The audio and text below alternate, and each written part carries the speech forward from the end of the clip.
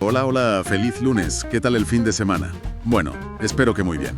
Hoy vamos a meternos en un tema que, como comentaba hace unas semanas, he vivido muy de cerca en un viaje reciente por Europa. Más allá de los negocios, del consumo, lo que de verdad me dejó impactado fue el turismo. Calles que son ríos de gente, plazas donde es imposible caminar, una auténtica locura. Y justo de eso va nuestro análisis de hoy, del hiperturismo, o como se dice en inglés, overtourism, y sus consecuencias. Tenemos sobre la mesa varios informes muy potentes, que dibujan un panorama global bastante complejo. Así que vamos a ver qué se esconde realmente detrás de esta palabra que está en boca de todos. Empezamos. Este análisis que grabamos hoy es posible gracias al apoyo de nuestro sponsor en Argentina, Broker 360. Si alguien está en Argentina o planea viajar, necesita conocerlos. Gestionan pólizas de seguros para todos los rubros. Autos, hogar, comercio, lo que se necesite. Su WhatsApp, página web, email están en la descripción para contactarlos fácilmente. Una vez más, gracias a Broker 360 por apoyar este espacio. Es un placer colaborar con ustedes. Bueno, vamos a desgranar esto. La palabra clave es hiperturismo. A primera vista, pues, suena simplemente a demasiados turistas. Pero los informes que hemos revisado insisten en que es algo mucho más profundo. No es solo una cuestión de números, ¿verdad? Exacto, esa es la clave de todo. No es un simple neologismo para decir que hay mucha gente, no. Representa un punto de ruptura sistémico. El turismo de masas tradicional, el de toda la vida, era un concepto cuantitativo. ¿Cuántas personas metemos en la Fontana di Trevi? El hiperturismo es un cambio cualitativo. Es el momento preciso en que la calidad de vida de los residentes y la propia experiencia del visitante se degradan simultáneamente, por saturación. Ya no es un win-win, es un lose-lose. Un lose-lose, me gusta esa definición porque es muy gráfica. Dejas de disfrutar tú como turista porque estás en una marabunta y el que vive allí siente que le han invadido. Justo. De hecho, organismos como la Organización Mundial del Turismo o la UNESCO ya no lo tratan como un problema, lo tratan como una amenaza urgente para la sostenibilidad urbana y cultural. En el fondo es una versión moderna de lo que en economía se llama la tragedia de los comunes. Ujú. Tienes unos recursos compartidos y finitos, el espacio público, el silencio, la vivienda, el agua, que son sobreexplotados por agentes transitorios, los turistas. Mientras que todos los costes a largo plazo, los negativos, los asume la comunidad local que vive allí todo el año. Aquí es donde la cosa se pone realmente interesante. Uno de los informes habla de un concepto que me parece fundamental, la capacidad de carga turística. Y lo que me llamó la atención es que no es un número mágico, no es esta ciudad aguanta 1 millón de turistas y ni uno más. Es algo más complejo. Así es un concepto multidimensional. No es un aforo, es un ecosistema. Los análisis identifican 3 capacidades clave que cuando se superan provocan el colapso. La primera es la capacidad física. La más obvia, supongo. Sí, es el límite espacial puro. El ejemplo de manual es Dubrovnik o Venecia. Cuando desembarcan 8.000 pasajeros de un solo crucero, la ciudad literalmente se bloquea. No se puede caminar. El espacio físico se agota, simple y llanamente. Luego está la capacidad ecológica, que es el daño, a menudo irreversible, al ecosistema. Aquí el caso de estudio es Bali, donde la demanda de agua para miles de hoteles y villas de lujo ha provocado una crisis hídrica brutal para la población local y un colapso en la gestión de residuos. La isla está generando una cantidad de basura que no puede procesar. Vaya. Y la tercera, que para muchos es la más crítica, es la capacidad social y psicológica. Esta me parece fascinante. Es el límite de la paciencia de la gente, ¿no? Es el nivel de tolerancia de los residentes.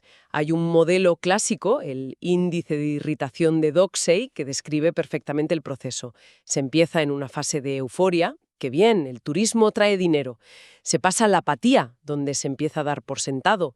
Luego llega la molestia, cuando empiezas a ver los problemas. Y finalmente se llega al antagonismo, cuando la población local ve al turista como un invasor.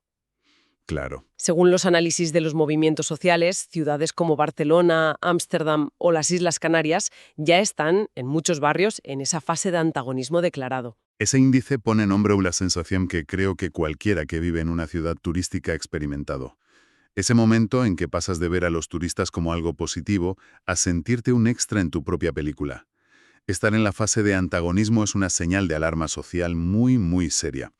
Y claro, todo esto no ha surgido de la nada. Los informes hablan de una tormenta perfecta de factores que lo han acelerado. Por un lado, las aerolíneas low cost. Correcto, han sido un catalizador potentísimo. Han democratizado el viaje, pero también han creado lo que se llama el turista hipermóvil. El de fin de semana, ¿no? Ese mismo.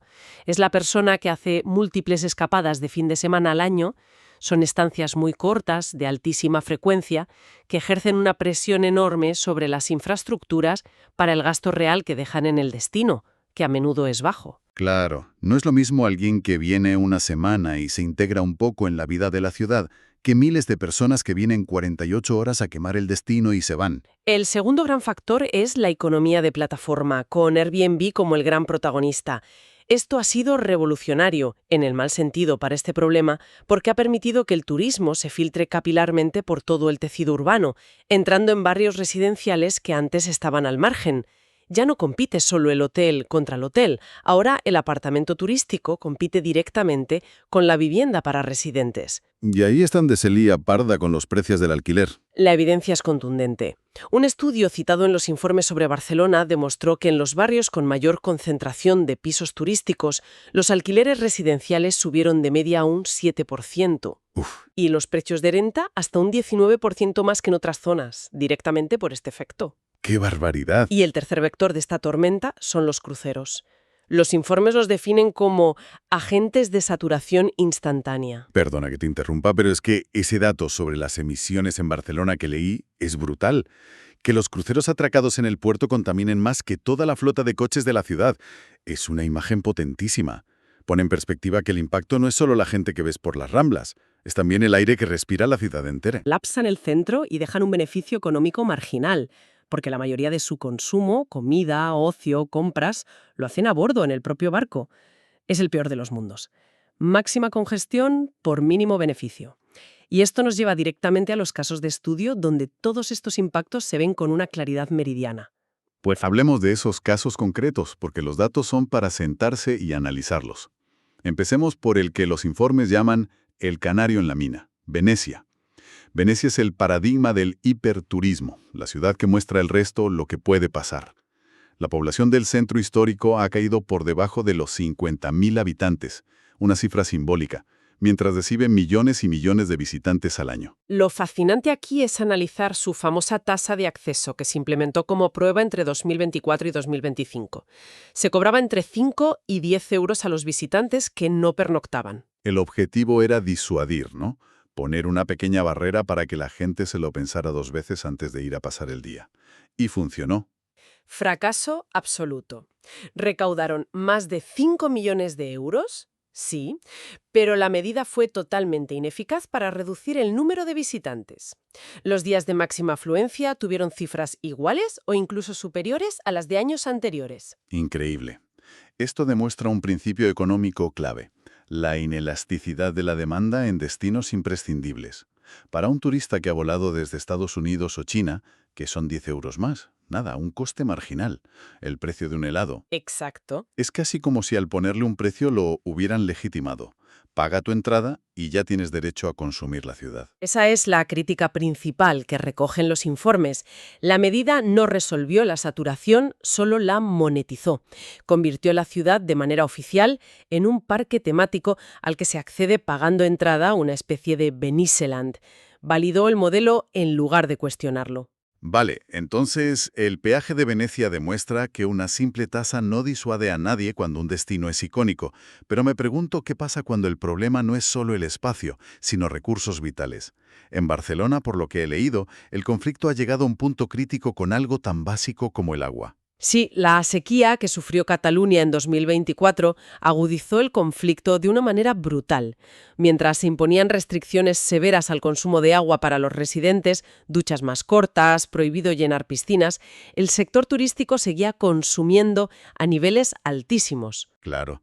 Los datos que refieren en los análisis muestran una desigualdad que genera mucha tensión social. Un residente en Barcelona consume de media unos 133 litros al día. Un turista alojado en un hotel de lujo, entre 300 y 500 litros. Es una barbaridad. Es casi 4 veces más. Entiendo perfectamente que eso genere una percepción de injusticia y alimente las protestas. Ha sido un catalizador clave. Y en cuanto a la vivienda, el otro gran frente, la reacción del ayuntamiento ha sido drástica y muy sonada. Han anunciado que para 2028 se eliminarán las licencias de todos los pisos turísticos de la ciudad. Una medida muy audaz, desde luego. Sí, de las más audaces que se han tomado en Europa para intentar frenar la espiral de precios y recuperar el mercado residencial para los locales. Y si nos vamos fuera de Europa, el caso de Bali también es extremo, pero con matices distintos. Ahí los informes hablan más de colapso ambiental y erosión cultural. En Bali el problema tiene varias caras. Por un lado, una emergencia de basura declarada y, como comentábamos, una crisis de agua por la sobreexplotación de los acuíferos. Pero por otro, ha habido un choque cultural muy fuerte por el comportamiento de ciertos turistas con faltas de respeto en lugares sagrados. La respuesta de las autoridades ha sido contundente. En 2024 implementaron un nuevo impuesto turístico destinado a financiar la conservación. Han publicado guías de comportamiento muy estrictas y han aumentado las deportaciones por mala conducta. O sea que están intentando reeducar al visitante, o al menos filtrar al que no respeta las normas. Incluso han ido más allá, restringiendo el acceso a las zonas más sagradas de los templos, que ahora están reservadas exclusivamente para el culto. Es una forma de decir, hasta aquí hemos llegado. Esto no es un decorado. Estamos a mitad de nuestro análisis y si este tipo de disección de temas complejos resulta útil, la mejor forma de apoyarnos es suscribiéndose al canal, dejando un like o un comentario sobre qué otros temas interesaría que abordásemos. En la descripción se encuentran dos enlaces importantes, uno a nuestro patrocinador, Borker360, y otro a PayPal, por si alguien quiere apoyar directamente este proyecto. Cualquier aporte ayuda a que sigamos creando contenido como este. Gracias por el apoyo. Entonces, viendo las diferentes reacciones, parece que no hay una solución única. Ámsterdam y Kioto, por ejemplo, están tomando caminos muy distintos a los de Venecia. No se conforman con cobrar una tasa. Totalmente. Son estrategias mucho más proactivas. En Kioto, el problema del acoso de los turistas a las geishas en el famoso distrito de Gion se volvió insostenible. La solución en 2024 fue drástica. Las autoridades locales prohibieron el acceso a los turistas a los callejones privados del barrio. Ah, sí. Sí, es una especie de privatización defensiva del espacio público para proteger a la comunidad. Esta calle es nuestra, aquí ya no entráis. Es una medida muy directa. ¿Y Ámsterdam? Ámsterdam ha ido todavía más lejos con una estrategia de desmarketing. Esto es fascinante. No solo no se promocionan, sino que activamente intentan disuadir a cierto tipo de visitante. Lanzaron campañas virales con el lema Stay Away, no vengas, dirigidas a turistas jóvenes británicos que solo buscan alcohol y drogas. ¿Ya? Además, han prohibido la construcción de nuevos hoteles en el centro, están subiendo los impuestos turísticos y planean cerrar la gran terminal de cruceros del centro de la ciudad. Están intentando reducir el volumen total y sobre todo cambiar el perfil del visitante que reciben. ¿Exacto? Entiendo. Pero si todo esto causa tantos problemas sociales, ecológicos y de convivencia, ¿por qué se sigue tolerando o incluso fomentando en tantos sitios? El argumento de siempre es el beneficio económico, pero uno de los informes lo cuestiona de una forma muy dura. Esa es la cuestión fundamental, la que sostiene todo el modelo. Y para desmontarla, los informes utilizan el concepto de fugas económicas, en inglés, tourism leakage. Es un término clave. Fugas económicas. ¿A qué se refiere exactamente? Se refiere a la enorme porción del gasto que hace un turista que no se queda en la economía local del destino. Ah, claro. Ese dinero se fuga por varias vías. Pagos a cadenas hoteleras internacionales, comisiones a plataformas digitales globales como Airbnb o Booking, turoperadores extranjeros. Correcto. E incluso la importación de comida y bebida para satisfacer los gustos de los turistas, que no se compra a productores locales. Claro, entiendo el concepto de las fugas, pero para una economía pequeña, ¿no sigue siendo ese 20 o 30% que se queda una cantidad de dinero que cambia las reglas del juego? ¿No se puede argumentar que, a pesar de los costes, es un mal necesario? En desarrollo, especialmente las insulares del Caribe o del sudeste asiático, esta fuga puede llegar al 80 o incluso el 90%. ¿El 90%? Sí. Esto significa que el destino asume el 100% de la carga social y ambiental. La basura, la congestión, el desgaste de infraestructuras, la inflación de la vivienda, pero solo retiene un 10% del valor económico generado. En la práctica, es una subvención masiva de los recursos locales al capital global. Visto así, el negocio no parece tan redondo, además de la inflación que genera en la vida diaria y la gentrificación comercial, que expulsa a las tiendas de toda la vida. Entonces, con todo esto sobre la mesa, ¿cuál es el debate de fondo? ¿Qué futuro se plantea? El debate ideológico, según los análisis, se está polarizando en dos grandes paradigmas opuestos. Por un lado, está el del crecimiento verde. La idea es que se puede seguir creciendo en volumen si se gestiona mejor, con tecnología, promoviendo la eficiencia energética, dispersando a los turistas a otras zonas. La idea de crecer mejor, no crecer menos. Exacto. La gran crítica a este modelo es que la eficiencia suele ser superada por el aumento del volumen total. Es el conocido efecto rebote. Si un avión es un 10% más eficiente, pero vuelan un 30% más de aviones, el resultado neto es más contaminación. Claro. Y frente a este paradigma está ganando fuerza, sobre todo desde la academia y los movimientos sociales, como los de Canarias o Baleares, el del decrecimiento turístico. Esa es una palabra que da miedo a muchos economistas y políticos.